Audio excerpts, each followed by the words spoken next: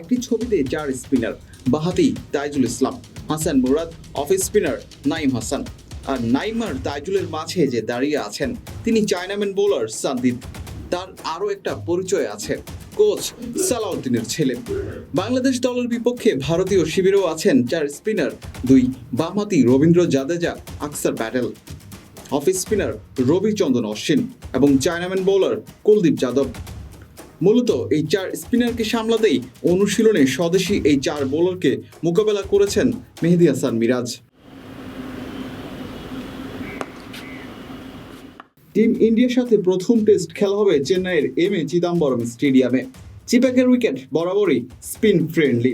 ভারতীয় বিভিন্ন গণমাধ্যম বলছে নাজমুল হোসেন শান্তর দলের সাথে লাল মাটির উইকেটে খেলবে রোহিত শর্মার দল। সাকিব মিরাজদের সামলাতে বেশ সিরিয়াসও তারা। আর সেই 22 গজের কথা মাথায় রেখেই টাইগার ব্যাটাররা বেশ কয়েকদিন নাইম মিরাজদের খেলেই চলেছেন মিরপুরের সেন্টার উইকেটে।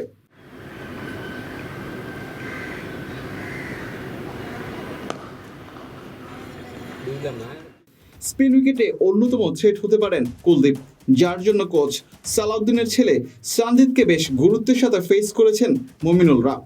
সানদিদের বোলিং অ্যাকশন অনেকটাই কুলদীপের মতো।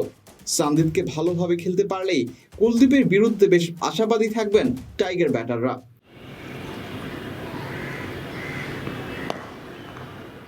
ভারতে পা রাখার আগে মিরপুরের শের বাংলাতে একই উইকেটে বেশ কয়েকদিন ধরেই স্পিনারদের প্র্যাকটিস করেছেন মিরাজরা। বিশেষভাবে লক্ষণীয় ছিল যে পুরনো বল আর ব্যবহার করা পিচে অশ্বিন জাদেজাকে যেন খেলতে সহজ হয়। সেই জন্যই মিরপুরের মরা পিচে তাইজুল নাইমদের খেলে চলেছেন ব্যাটাররা।